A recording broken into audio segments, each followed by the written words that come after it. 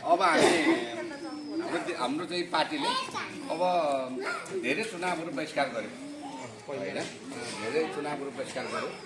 त्यसका पश्चात चाहिँ हामीले गएको संसदीय चुनावमा पनि जस्तो स्थानीय चुनावमा हामीले स्वतन्त्र रूपमा राष्ट्रवादी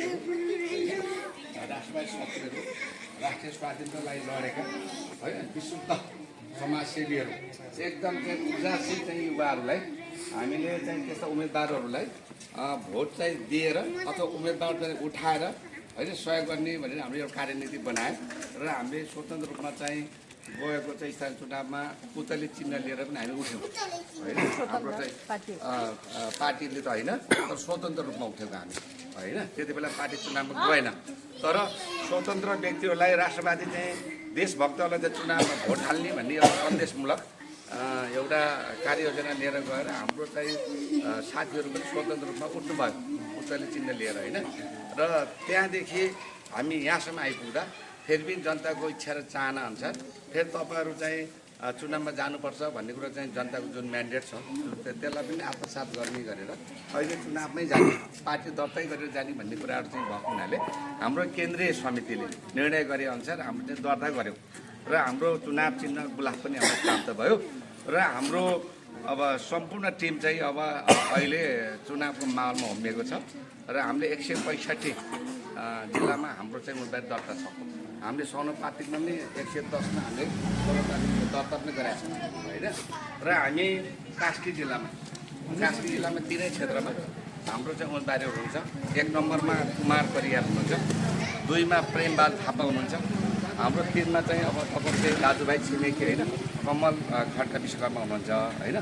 र हामी अब यो चुनाव अभियानमा हिँडेका छौँ र हाम्रो टिम आएको छ यहाँ होइन। त्यसलाई जानुभएको हाम्रो पार्टी डिजिएम कमरेड आस्था होइन, हाम्रो बारेमा पुरै बोल्नै पऱ्यो। उहाँ पुरा कमान्डर तत्कालीन अवस्थाको तपाईँको विद्यार्थी नेता हाम्रो चाहिँ होइन पूर्ण पौडेलको जीवन सङ्गिनी पनि हुनुहुन्छ उहाँ होइन। उहाँ त बेपत्ता हुनुहुन्छ नि तपाईँको थाहा छ नि होइन हो, बेपत्ता परिवारको उहाँ चाहिँ अब माओवादी चाहिँ तपाईँको 62-63को जनआन्दोलनपछि 64 सालमा होइन पहिलो संविधान सभामा उहाँ चाहिँ पार्टी तर्फबाट संविधान सभा पनि हुनुभयो होइन। पहिला जुन चाहिँ पहिला चाहिँ पार्टीले जुन चाहिँ प्रजातन्त्र के अरे गणतन्त्र आइसकेपछि विधायक भन्ने थियो सबै पार्टीको एउटा होइन संयुक्त एउटा चाहिँ संसद तयार भयो, त्यसमा पनि उहाँ विधायक हुनुहुन्थ्यो होइन। दुईचोटि हामी चाहिँ नेता हुनुहुन्छ अहिले होइन। हाम्रो घर चाहिँ पोखरा 8मै हो, मेरो घर पोखरा मालमै हो होइन। मलाई यहाँ आउँदाखेरि अलि एउटा नयाँ पुरानो चाहिँ एउटा याद आयो। यो नयाँ त यो बस्तीमा तपाईँ भयो होइन।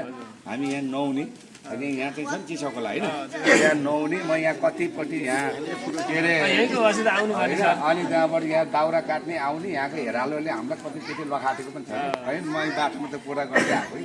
अहिले सरले चाहिँ तपाईँलाई यहाँसम्म यहाँ भनेपछि दिउँसैदेखि तपाईँको बारेमा हाम्रो उहाँ उम्मेदवार हुनुहुन्छ पल्लो गाउँमै हो घर नजिकै नजिकैको हाम्रो उम्मेदवार पाउनु ठिकै हो, राम्रो हो नि होइन। अब यो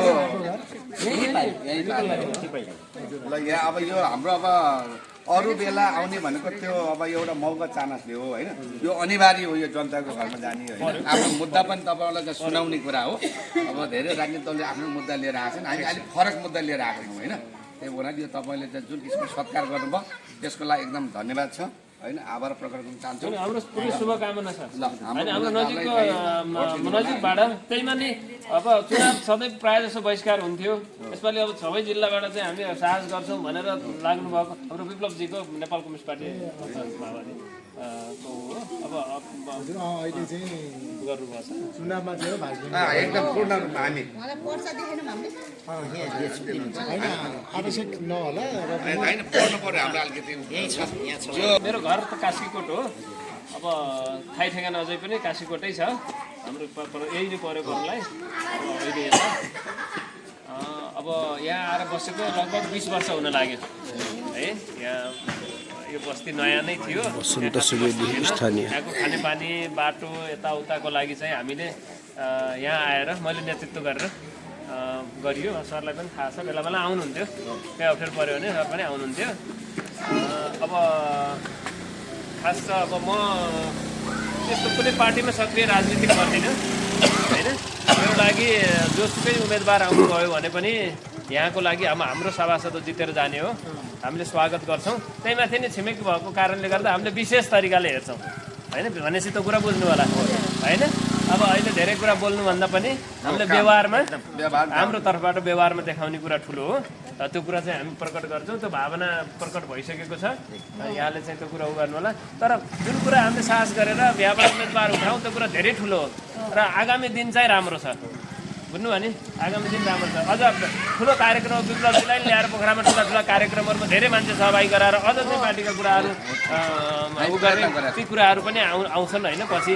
र अब सानोबाट पार्टी ठुलो बन्न टाइम लाग्दैन होइन।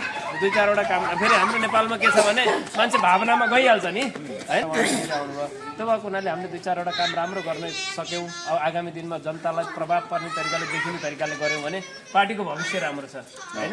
किनभने अर्को कम्युनिस्ट पार्टी चाहिँ अलिकति अब पहिलाभन्दा होइन अरूसँग चाहिँ एक खालको कम्युनिस्ट पार्टी नै विसर्जन भयो त्यहाँ गएर भनेपछि मुख्य मूल हाँगो नै यता छ जस्तो देखियो अहिले।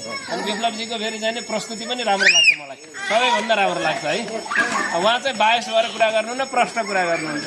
त्यो भएको हुनाले हामीले चाहिँ नै जनताले त जसले काम गर्छ त्यसलाई सपोर्ट गर्ने हो, त्यो कुरा हामीबाट खुलेर हुन्छ। त्यो भएको हुनाले यहाँलाई धेरै धन्यवाद छ, शुभकामना छ।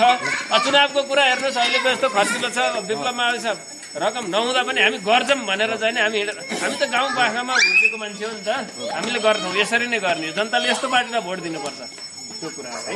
हस् हुन्छ ल है।